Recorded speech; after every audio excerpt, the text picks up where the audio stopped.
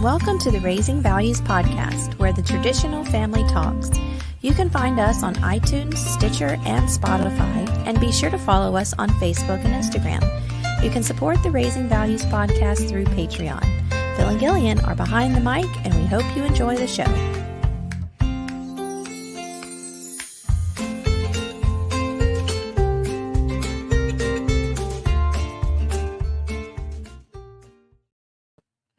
Welcome back to Raising Values. Good morning, everyone. It's been quite a while. It has been a hot minute. I know we missed 2 shows. I can't remember if we've missed 3, but I know we missed 2 shows. But it's been busy. I think it was only 2, but yeah, I don't know. Well, everybody from the Matter of Facts crew knows because a lot of them were there, and I don't remember how much we talked about our Raised Values, but like we started 2 years ago with the Matter of Facts podcast before this show was even created. We started doing an annual summer camp for the patrons. Well, it was in the spring at first. Yeah. We've since moved it from Tornado Alley in the springtime. So Morning, Ben. So we've moved it to the summer now. That way more of our patrons can, well, you and Andrew's patrons, because Raising Values doesn't have any patrons yet, but I mean, I know that quite a few of our patrons that originally came with us for Matter of Facts. I know that a lot of them watch Raising Values. yeah, I know, no doubt about that. But they originally started with y'all's podcast. So, but we moved it to the summer so that kids who were in school until the 1st of June, the first week of June, which we get out like the 3rd week of May down here. I don't know why. I don't know if it's like, anyway, that way more families could come on the camping trip. So we moved it to June, and we went to Tennessee this year, and we got to see everybody, and we had 21 people there this year. I tell you what, I look forward to this trip every year. And I wouldn't even say half of it. I would say like 20% of the anticipation is where we're going and getting to see that part of the country. And the rest is getting to hang out with our chosen family and just being with these people who come from all walks of life. But we all have this one thing in common, and it is that we're all preppers, and that we've all decided that that's how we're going to care for our family and all that stuff. So, and the crazy thing is, we don't even talk about prepping on this trip. Well, but I mean, kind of, but it's not a... I don't even feel like that's an accident, though. Like, when you and me and Andrew sat down with the original concept of this, like, we go to prepper camp every year. You and Piper haven't gone every year, but Andrew and I have gone, I don't know, 6 years in a row at this point. Kyle. It's been a lot. Morning, Kyle. And prepper camp is focused around prepper camp. It's focused around the classes, and it's focused around bringing in relative newcomers to prepping and give them kind of like a feet wet, full immersion experience into this world so that they can figure out what parts of it work for them and their families. Mm-hmm. And when we started talking about doing this, we ran the opposite direction. Like, we did not want to do preparedness classes. We don't want to do schedules. We don't want all that.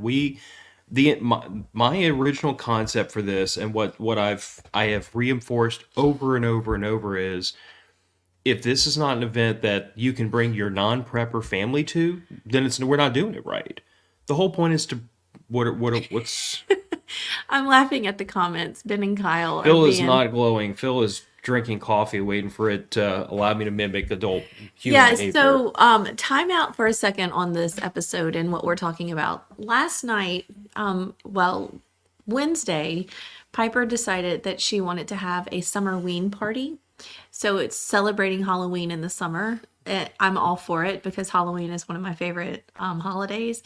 So she got in the attic, and she Dad got in the attic, and she took all of the Halloween decorations and she decorated her room.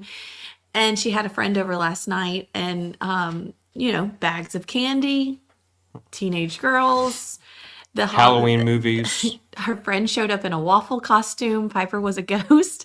Y'all, it was the coolest experience. It was so fun. We watched Halloween movies until 11 o'clock last night, and I think they probably had a sugar crash around midnight, but how fun. And this girl is, Piper is just so, I just love her enthusiasm and creativity. And so we had a Summerween party last night. So the house was full of, teenage girls. So Phil is glowing, but it's not because he's just a radiant beauty. You are a radiant beauty, baby. I think it's because the sun is shining outside. Yes. We'll go with that, Ben. So anyway, now back to the episode. Yeah. So like I was saying, like the whole idea of what started as the spring trip now has turned into summer camp is it has to be an event where you can bring your non-prepper spouses and kids to. It has to be something that like we have some that have come camping with us now for three years in a row, and they're just not going to get down in a tent and sleep on the ground. Right. They prefer like cabins or lodges or whatever, and that's fine. But that's why I've always said, like, this is the trip where we meet everybody where they're at. This is the trip where we bring in people who aren't going to rough it to the same degree everybody else will. This is the trip where we make this as like all-inclusive as humanly possible so that everyone can come and everyone can bring everybody else. Yeah, we're always looking for a state park that has cabins, tent pads, or a lodge because, like Phil said, not everyone's on the same level. I didn't want to tent camp, not in the summer, although we had The weather was gorgeous. amazing tent camping weather. I even asked Phil, it's like, do you want to cancel the cabin and get a tent pad and go stay at the campsites? But we ended up staying at the lodge. I mean, not the lodge, the cabin, which actually worked out because one of the things that we do with prepper camp, well, we do this Summer for prepper camp too, but for summer camp is everyone cooks a meal. And we're going to change that because there's so many people and there's so many families and then there's just so much food. So what was it? 4 of us had cabins, and the cabins had a small kitchen, but enough that we can cook in the kitchen and everything. But I swear those cabins weren't big enough for all of us. I mean, we it was were close. stacked out on, we were staying in these fisherman cabins. So part of it was over water and the whole thing was over water. About half. Pretty floor much plan. the whole thing was over water. And so half of the people were out on the porch, the balcony, looking over the water, doing their thing, and then everybody else was inside. I mean, it got so hot in those cabins because there were so many people. But I took pictures. It's definitely on our Facebook and Instagram, I think. I'm pretty sure. Definitely on Instagram. And I'll reshare it if not. I don't think it's on our Facebook. But I took pictures when everyone got there. So we all filed in on a Sunday. Various times. Everybody was getting there. Now we see these people usually just twice a year. Typically, yes. And it's not everybody. Not everybody comes. That comes to prepper camp. They don't always come to the summer camp and vice versa. But to kind of just explain like what this is like, it's really like going to a family reunion with only the members of your family that you like. Pretty much. Like you don't have to invite the people that you don't like in your family. So, because everybody has that, right? It's not just me. Mm-mm. Okay. Anyway, so only the cool kids get invited to the family reunion, and we all meet up somewhere. And this year it was in Tennessee, and it, again, gorgeous. It was 50s in the 50s at night and 70s during the day, and we just had the most amazing time. And of course, we went on a hike to find a waterfall, and boy, did we find the waterfall this year. It was a 4.5-mile hike up a mountain, down 900 feet down into a valley. Yes. We had to go up, down, and then up again. It was crazy. And there were some tears, and there were some definitely hurt feet, and the dogs, once we all got back to the cabin, the dogs all passed Slept. out. I mean, that we had 8 dogs on this trip, which is always fun too because I'm a dog person. So just having all those cuddly babies around was awesome. But we did things where we knew we wanted to go on this one hike, and we went. We got to the end, and then we all decided, we looked out on the outlook at the waterfall, and you could see people down at the bottom, and they were all swimming in the water hole that the waterfall had created. I mean, this was a huge waterfall. And we were all looking at each other going, okay, well, now what? And then we look over to the sign that's directing us to the trail that goes down the mountain to the waterfall. And it's all in caps, very strenuous, With with exclamation an points. exclamation point. And so we look at each other and we're all like, let's do it. You want to do it? I want to do it. I don't know if I want to do it. Let's do it. Okay, we're going to do it. Y'all, this was a hike and was a a half. hike. It was crazy. It was actually, I mean, of course there was a path, but the path was all rocks. It was all boulders, and you're climbing over and under and around and down, and it was crazy. And then every now and then you get to a stream that has a bridge, and it's like flat surface, but only because they built a bridge. And then you're back over and under and around boulders, and you're climbing through crevices. It was such an amazing just adventure down that trek. And then you get to the bottom, and it's like so worth it, because now you have this 900-foot, I don't know, I'm guessing, waterfall, and the water is beyond cold. I mean, like painfully cold. So I took my shoes and socks off because I was like, let me put my ankle in this cold water and see, if it'll help. You regretted your life I decisions. regretted it because my foot hurt so bad. So when my leg gets cold, my leg that I tore the foot off of, when it gets cold, it's painful. Like it gets in your joints and it can't. This is why Dad did not put his feet in the water and kept his nice, fluffy, warm wool hiking socks and hiking boots on. Yeah. Wow. Because I took one look at that and I was like, nope, that's a big nope. Call me whatever you want. No. So the kids went swimming. I don't know how. Piper got into her waist, and then all of the kids from Wisconsin, who are used to the cold, they were swimming like it was just Yeah. a normal swimming pool. And I'm like, Well, for I mean, them, like that going is. under and everything. I'm like, I can't even stand it on my feet, let alone I would not have gotten in. And Piper's in like a long sleeve shirt, swimsuit, whatever it's called, rash guard. And she was just like, she turned around at one point and her face was just like, this is grueling, but I want to be here. And I hate this, but I love this. And then the kids from Georgia, you could tell like they eased in and they eased in, and then finally they got through, but they're always like full of adventure. So it was really cool. I need to circle back through some of these comments. I think we already said good morning to Ben, Kyle, and Joe. If not, I'm catching y'all up now. Joe, I see where you said y'all didn't go to the MoF camping trip, but Tennessee is a great vacation spot. I mean, this is our first year doing the summer camp in Tennessee, and I think what we've committed to doing is to hopping it around to different locations every year, because the whole idea is like, part of the reason why we miss so many people at prepper camp is because it's all the way over in North Carolina. Yeah. And my thought process was, if we make the summer camp jump around every year, go a little further north, a little further south, whatever, we can catch people, because then it's closer for them. It's going to, like, next year we've already started talking about going to Michigan. I think that's pretty well Yeah, decided. that's pretty much it. We're going to Michigan. It's going to be a 2-day drive for us, but it's going to be super convenient for Andrew and for all of our friends in Michigan and several of our patrons in Michigan. It's going to be super convenient for our patrons in Wisconsin. We have one in Kentucky. we have one in Kentucky. We have Missouri, one in Joe and Illinois. y'all are in Yeah. Missouri. So the idea of hopping it around means that some years someone's going to be like, I just can't commit to a 2-day drive. And then other years, someone's going to be like, oh, that's like 3 hours away from me.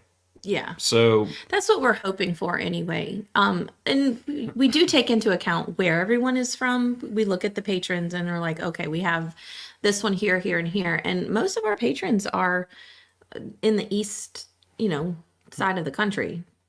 So I don't think we would ever do something out west. I mean, I would love it. I'd love to go to Arizona. in order to dwell, and the other thing I'm looking at is like I want to try to do these where we have someone who can kind of scout the area for us. And so before I would ever say, "Hey, let's go out west," I'd have to have a patron out that direction to like help us track down state parks and like because there's only so much we can tell from just researching it online. You know what I'm saying? Like I want somebody that's going to be able to tell me like You don't trust in my sleuthing skills? I don't want to end up in a Lake Foss situation where the park looked beautiful on the internet, but it was mosquito hell when we got there. Yeah. Fair point. Yeah, but okay. All right. Gotcha. Anyway. No, and Ben, no, I did not turn the breaker off on the girls last night. I don't think they scare that easily. I just let them have their fun, and I went to bed at midnight because I was zonked. Ben asked what state park. It was so the last 2 years we went to Lake de Grey in Arkansas, which for anybody that hasn't been there, it's an absolutely beautiful state park. And it's about a 30-minute drive to Hot Springs, Arkansas, which is one of my favorite cities in this country. And yes, you can go get in the hot springs and go to the bathhouse and all that stuff, and it's really beautiful. But if you go to Lake de Grey, though, I definitely recommend the yurts.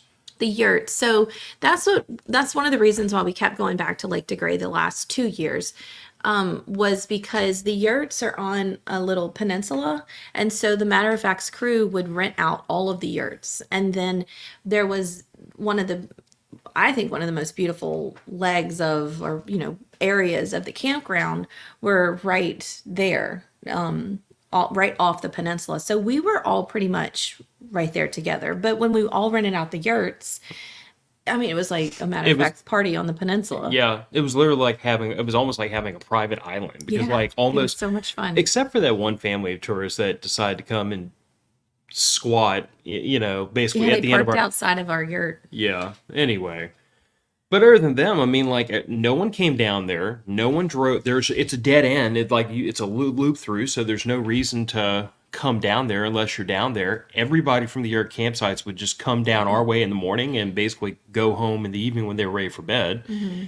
And yeah, it was a party. The kids could go jump in the lake if they wanted. The adults could sit on the porch or sit around a fire and goof around. I mean, it was great. And this year going to Fall Creek Falls, which is where we were this year in Tennessee, a lot of us opted for cabins because yurts I don't think were an option at this No, park. they didn't have yurts. But a lot of us opted for cabins, and my preference is always going to be to go camping because I enjoy the camping experience more. But I'll be the first to admit that when you're talking about hosting a bunch of people, a cabin makes things a lot nicer. You know what I'm saying? Like, not just that, but like we had to make these reservations 9 months in advance, and the problem we were butting up against was. The weather turned out to be freaking beautiful, but if it hadn't been, we would have legitimately been able to cram everybody in one of those cabins to hang out and keep dry and, to do our thing. As it turned out, we would have been just fine getting a campsite over by like Tommy and Tim and Andrew. That would have worked out just fine, but we didn't know that. Yeah. You can't anticipate that. Excuse me. But anyway, okay, so I think we're all caught up. As far as... Except, hi, Nina. Nope, yep. Hi, Nina. As far as, like... I know I dumped some pictures to the Matter of Fact's Instagram page. I know that... I don't know. I'm going to check right now. I know for a fact she put some of them on her personal profile. I don't know if they made their way to Raising Values or not. They did not. So we will do that right now. Anyway. So you can go to the Raising Values Instagram and see. It's down in the show. It's down in the show description. I try to make that as easy as I can for y'all.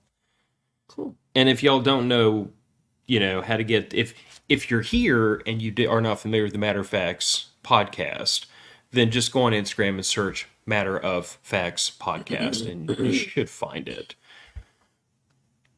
But I So, feel like that Venn diagram probably has a lot of crossover. yeah. So, Okay.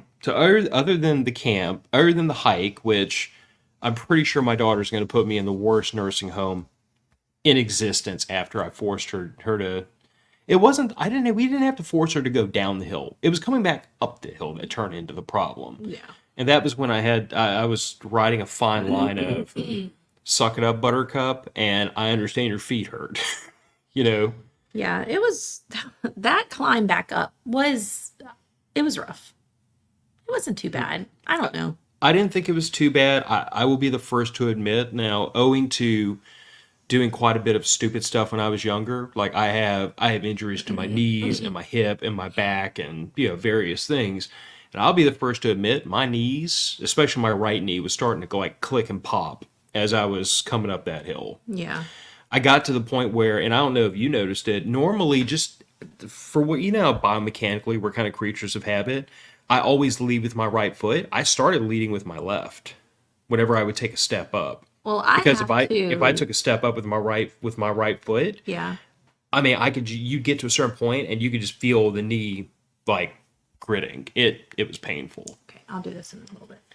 Yeah, well, because of my ankle, I have to decide, am I going to push up with the bad ankle and then take a step, or am I going to push up with this other ankle? And then I have to also decide which foot am I going to land on when I'm going down. Mm-hmm. So it really, I never ever want to not do something because I have an ankle injury. Like if I think that I can do it, I'm going to go do it. And when it said very strenuous in all caps with an exclamation point, I thought about it. I was like, what is very strenuous? And then the people coming up are like, and and then there's a woman who stopped us and she goes, don't feel bad about taking as many breaks as you can. And so I'm like, okay, what am I about to get myself into?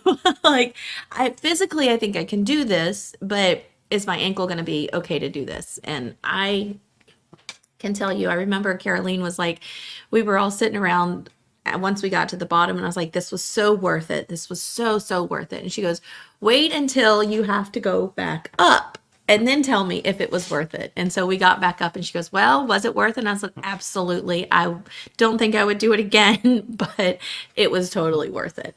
Yeah. So we did that hike. I saw Kyle just cued in that he played through the pain. After know. that, we did a cavern tour.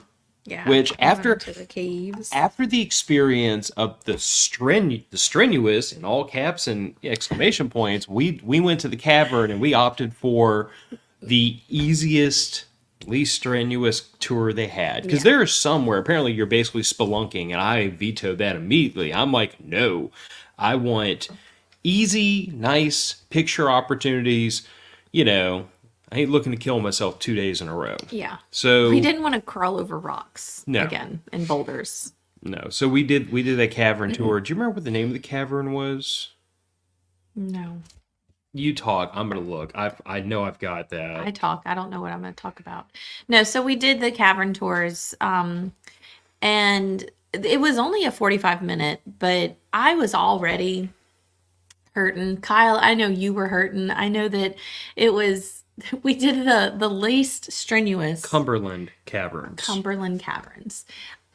Nice. It was nice. It was fun. I mean, it's like every other cave tour you go into. You see the stalactites and stalagmites and the history of how it was found and all that other stuff. But it was just a nice little break because in Louisiana we don't have caves, and if we do, they're full of water.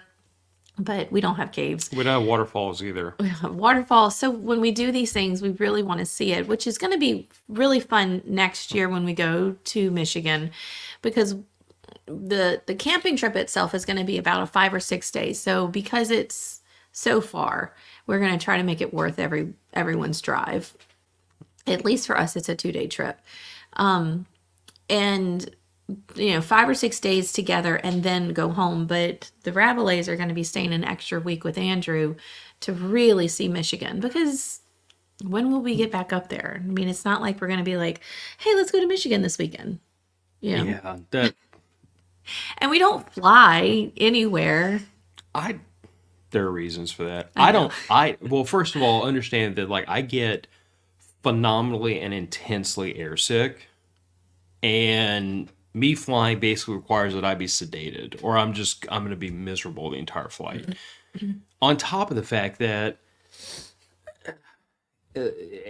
everything about flying to me is just like this litany of you can't take this, you can't take this, you got to leave this at home, you got to, and I would always rather, like Gillian and I have talked about this, if I have my pick for a vacation, let me load the back of the truck with 600 pounds of camping gear and let me just go out into the woods, and I'm happy as a hog and slop.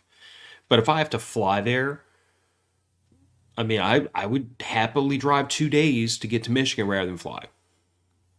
Not even upset. I think the drive is part of the vacation too. Although I don't mind flying. You don't. I don't mind flying. I did.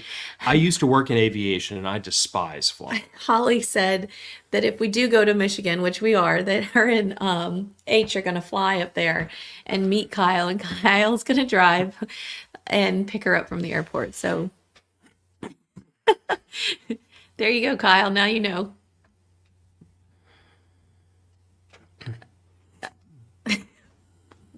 Weird silence. Oh no, I'm reading multiple comments. I know there are a lot of comments. So, Joe said that if he goes into a cave, he expects to fight goblins and find dragons at the bottom and gold and lots of gold. I always expect that too. It never happens. Never happens. We also put our hand for my girlfriends that read books, or watch shows.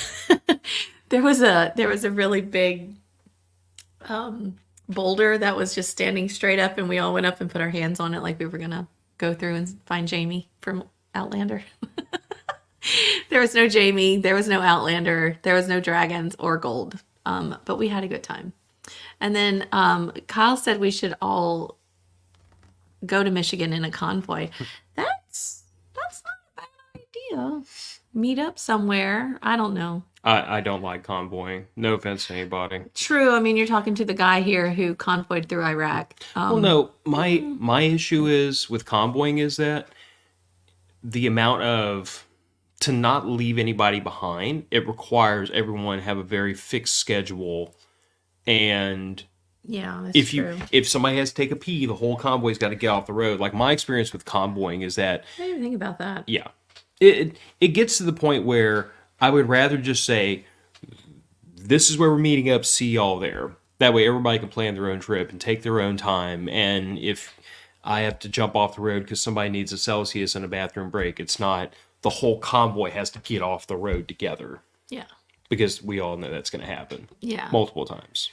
So, anyway. So, no. Yes, Kyle, I hear what you're saying. No convoys.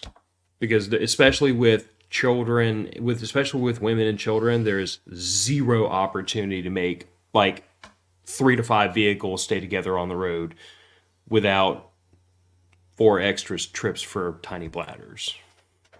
Anyway. I'm right. Because it's always the women and children. It's always the women and children. You want to know how many stops I make going to prepper camp when it's just me? No, okay. I know. Anyway, so that was our trip to Tennessee, getting to see our chosen family. Next trip is prepper camp, which I don't know if you can still buy tickets. I think you can. Tickets are still available. Campsites are going to be a hat trick at this point. I don't think there's anything left. I think you're going to have to get an Airbnb that's close. I don't know if there's really any hotels that are close. So your only hope at this stage, bearing in mind that prepper camp is only a couple months away. 3. Your only hope of being able to stay at Orchard Lake would be in Tent City, which is the unimproved campsites where you bring in your own food, your own water, your own power, your own toilets, you rough it. And if that's your bag, then have fun with that. I wouldn't mind that. My wife and daughter would absolutely flip their lid if they had to pee into used water bottles. So Yeah. So anyway, so prepper camp is coming up.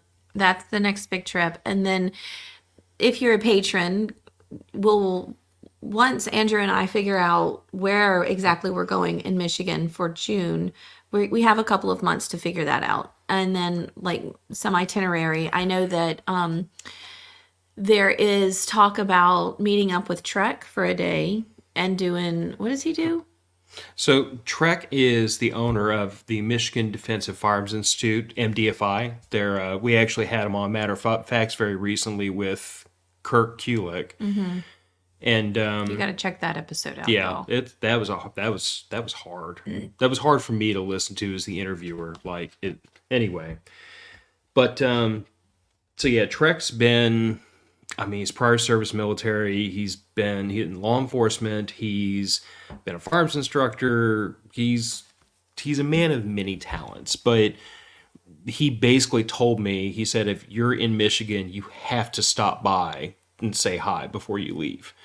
So I flirted with the idea, and we're really waiting on like a location and dates to line up. Once we have that solidified, I can go to Trek.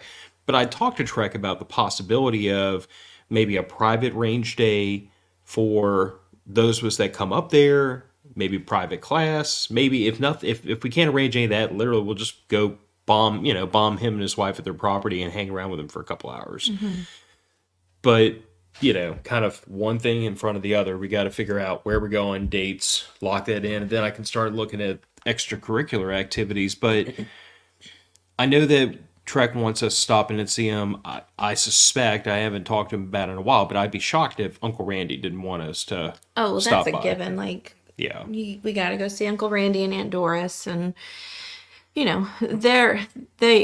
will be there at some point. I hope, and I'm sure that they will be there at some point, especially if Andrew has anything to say about it. So, which he does. So, But at the end of the day, like, we have a couple of people that we want to see while we're up there. And other than that, I suspect that the 2025 matter of fact summer camp is going to be a lot like the former ones. Like it's always a come as you are, run what you brung, do this at your level of comfort, no expectations, no schedules, no obligations. If you want to just hang around the campfire for a day, then do that. And if you want to go into town, go do that. And if you want to go on a 4.5 mile hike, go do that. But it's always been everyone is invited to come and like spend that time together more than anything else, just for the pure fact of, like you said, like this feels like our chosen family. It's our tribe. yeah. This is a Tribe bunch of is a good, I like that. this is a bunch of very like-minded people who the intention of doing this was always like, I feel like you could get most of us that are, have been around the Matter of Facts podcast for several years. You could get most of us into a room and we get along pretty well because we have some shared ideas and interest. But the idea of this was always, I want an event I can bring my wife and daughter to, and you can bring your spouse and kids to, and then we can get these families to come together in a way that's just more difficult at prepper camp. Yeah, and Not a that lot. not that prepper camp's not a family friendly environment. Yeah, but it is. It definitely is. But it's more of a work trip for us. And there, you go to classes, and you don't have to go to all the classes at prepper camp. You can decide what you want to do. And our tribe is usually up on the hill all together at some point. And so if you're not in a class, you're up on the hill with everybody, either eating lunch, there's all sorts of things. And so we kind of took what we did at prepper camp and converted it a little bit into what we do at our summer camp. Made it its own thing. Yeah. And it works out because we're all on a signal chat together. And so Tommy might put in the group, hey, the Benefields are doing this today. We're going to meet up at the nature center at 10 o'clock. And then you get thumbs up, hey, we'll be there, we'll meet you there. And then you get somebody else that says, I'll be doing this today at 10 o'clock. So if you want to do this, and then I might text back and say, I'm sitting my butt on the patio reading my book at 10 o'clock. So see y'all at lunch or whatever. And there's no pressure, there's no hard feelings, there's nothing. But what normally how it works out is we usually do all the things together. We don't want to miss out on the time together because not everybody's going to be there for the entire trip. You know, Tommy and the boys had to leave early, so we missed a day with them. And then not to get into like female male dynamic, but the female dynamic at the summer camp is different, I think, than it is at prepper camp. I feel like the girls, the women who come to prepper camp, I have we've bonded. We've like got this friendship together. I mean, we have a book club now. We have a book club, Yes. which is, I mean, that's something fun that has come out of our summer camps. And so I talk to these women, not every day, not even every week, but we at least talk on a regular basis throughout the year. And then when we get to see each other in person, it's just like, you know, going home to your sister to see them. And then our kids grow up together. Piper and Tess, which is Josh's daughter, met 3 years ago. I think one was in 3rd grade and one was in 4th grade. I think that's the age that they were. Mm-hmm. They talk throughout the year. They like text message and all that stuff throughout the year. And so when Tess got there, it was like sisters reuniting, and it was, well, let me tell you about this, and oh my God, let me show you this you know, GIF, or let me show you this, whatever. It's just very endearing. It's very sweet, and it's nice to see the families come together. And I think, not that I think, I know that with this group of people, and even the group of people at prepper camp, that if something popped off, or we needed something, or prayers, or whatever, those people are always going to be there. Not to say that our families won't, but we know that we can count on those people, you know. And I even think that some of those people, even though they live, you know, across the country, would get in their cars or on a plane if they needed to come help. I know we would. Well, I mean, I know, thinking back to like Hurricane Ida, we had several people who were once the cell phone came back alive and my phone exploded from a combination of Facebook Messenger, Signal, and text messages.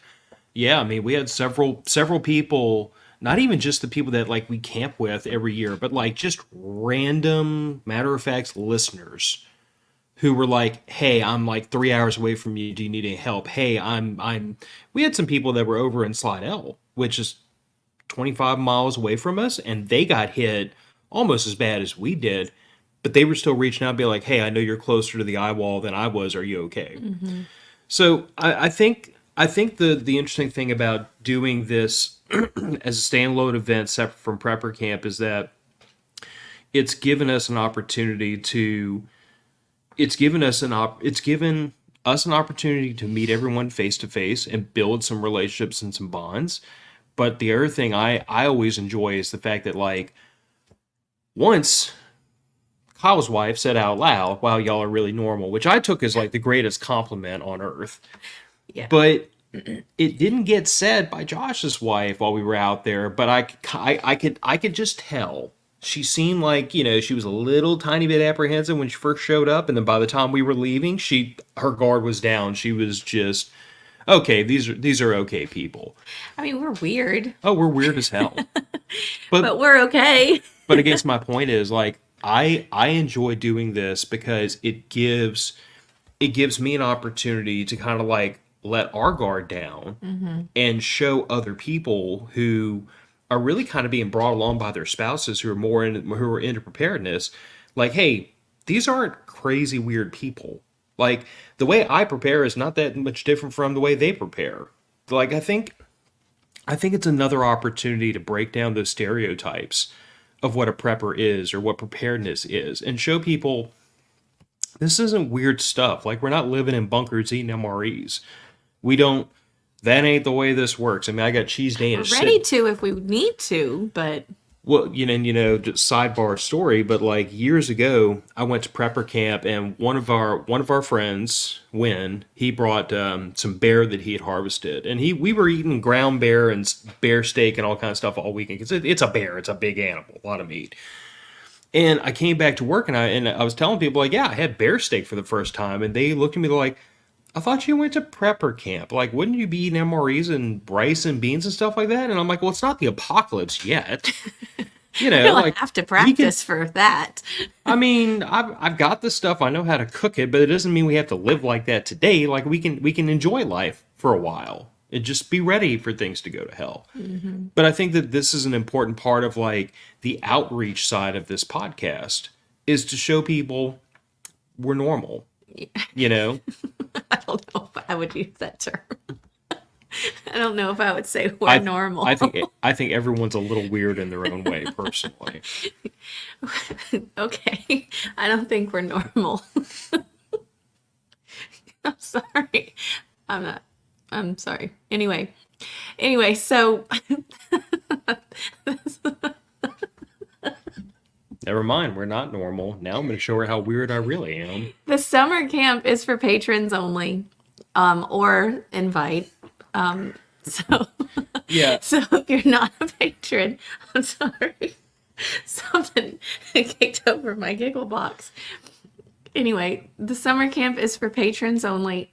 And if not, I know, Joe, giggle switch. I don't even know it was funny. You good? Patrons only or special invite. And I'm assuming that my producer here has put the link to become a patron. I'm 99% sure. Okay. If not, you can let us know. It's on the website It's too. in the show notes. It's in the show notes. That's what I was Everything's- saying. I was thinking that it was in the show notes. Everything's in the show notes. So the information for the next June trip, the next one in Michigan, will probably come out, I would say around October, maybe October. Support the show. Yeah. Merch and then Amazon and Patreon. So if you want to get in on that trip, you got to be a patron or you got to, be a special friend. And special to put a pin on what special friend is. If we've met you in person, like you've come to prepper camp with us before, Yeah. we'll largely grandfather An you in. exclusive club. Well, and You have to do a shot to get in. I'll also say that Cactus juice. all the hosts from Prepper Broadcasting Network, they all have an open invitation to come Oh, join yeah, us. absolutely. They haven't for various reasons. Yeah. But James. but James did Checking. James did say James is watching. Yeah, James did say next year he would try to make it a point to go, although I don't know if he realized we're going to be in Michigan next year, so that might color his response. Yeah. We'll see. But we'll see him all at prepper camp regardless. Yeah. One quick thing, Kyle commented, he said Harrison ain't a prepper. Harrison's his son.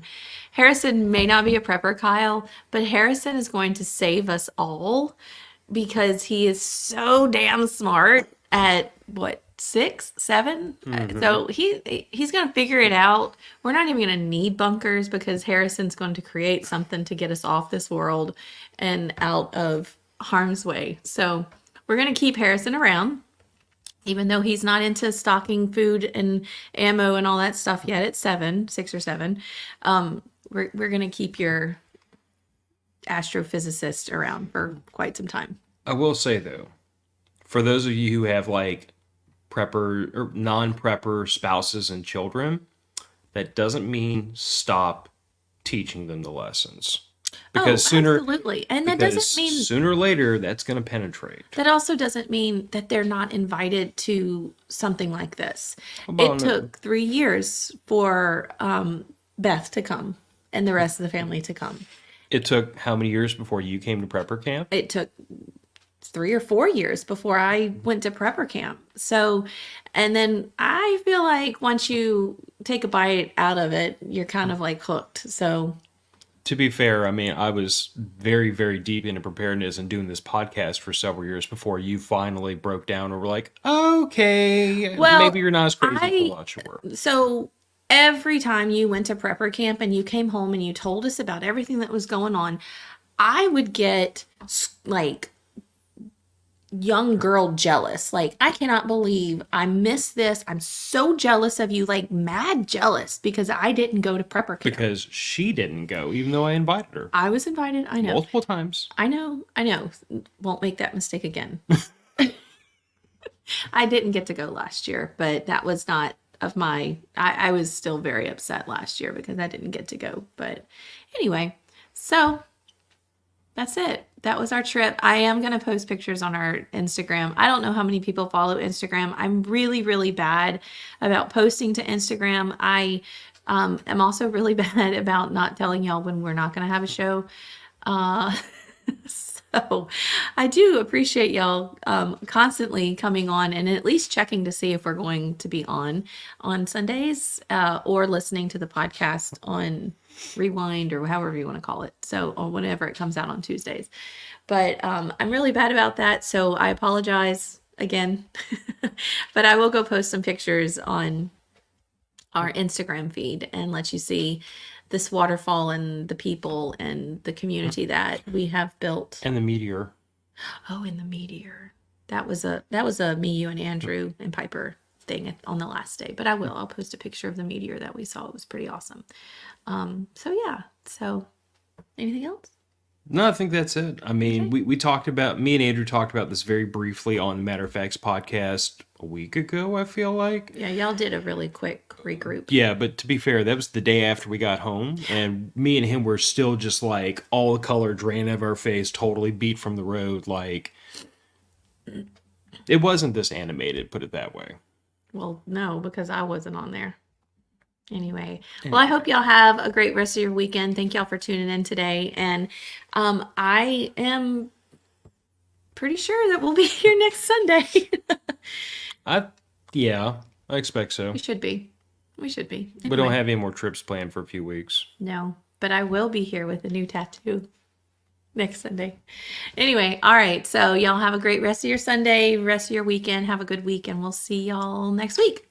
Bye, everybody. Bye, y'all.